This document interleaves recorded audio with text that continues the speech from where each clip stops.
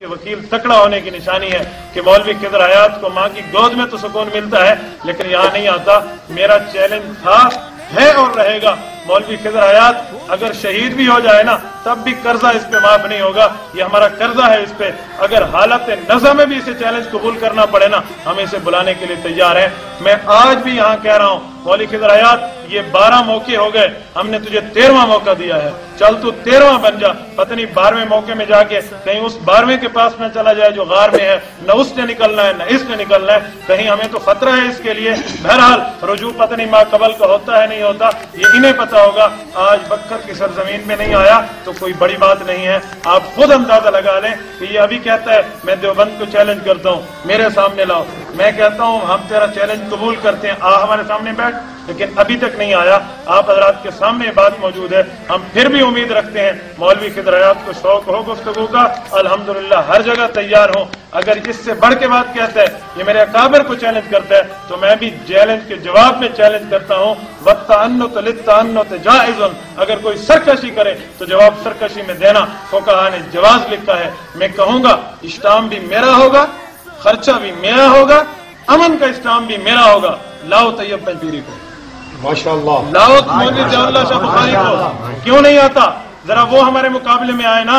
मौलवी तैयब, मुझे उस दिन तलागंग में एक दोस्त ने कहा मौलवी तैयब पंजपीरी इनका अमीर है, उसे उर्दू नहीं आती इसलिए मुनाजरा नहीं करता। मैंने कहा कैसर रोम से बड़ा बेईमान है। वो कहते हैं कैसे? मैंने कहा बुखारी शरीफ जिल्द अव्वल सफ़ा 4 को उठाओ।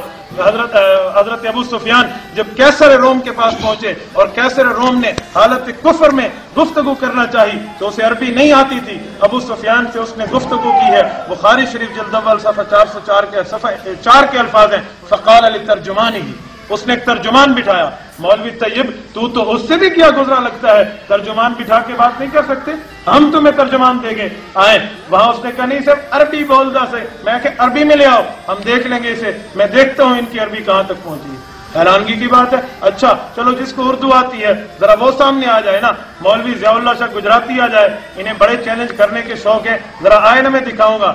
मेरा चैलेंज है 1957 से पहले आलो सुन्नत वल जमात में ज़ियाउल्लाह के वालिद इनायतुल्लाह शाह गुजराती से पहले कोई नहीं गुजरा जो हयातुन नबी के इनकार करे। इससे पहले तो कोई एक आलो सुन्नत में चोर डाकू भी नहीं गुजरा जो हयात के इनकार करे। लेकिन अपने बड़ों के रविश और तरीके पर अमल करते हुए मौलवी खिदर हयात ने राह फरार इख्तियार की है। आपके सामने है, तकरीबन 5:30 होने वाले हैं और मगरिब की नमाज का टाइम आपके सामने पूरा है। इस्लामी तरीके मगरिब की नमाज तक दिन खत्म हो जाता है। हमने दिन के एंड तक बात जो है ना इसका इंतजार किया है।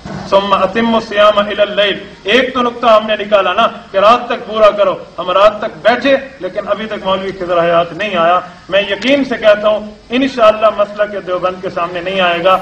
ऐसे बंदे को क्या जरूरत पड़ी है वो मैदान मुनाजरा में आए? ऐसे बेचारे शिकस्त खुर्दा को क्या जरूरत पड़ी है जो 12 मकामात से जिल्लत आमेज शिकस्त लेकर मसला के देवबंद के सामने जलील होता है, फिर भी ये अपने आप को मुनाजर समझते हैं। ऐसे बंदे के लिए तो जरूरी नहीं है कि वो फिर भी मैदान में रहे। अच्छा तो यही होगा, मैं कहता हूँ ना, वो कहते हैं ना उनका घी बीटा गया कि वो आके रुकी वही कर ले और ये मैदान मुनाजरा छोड़ जाए। वाखिर दावाना अल्हम्दुलिल्लाह रब्बिल आलमीन।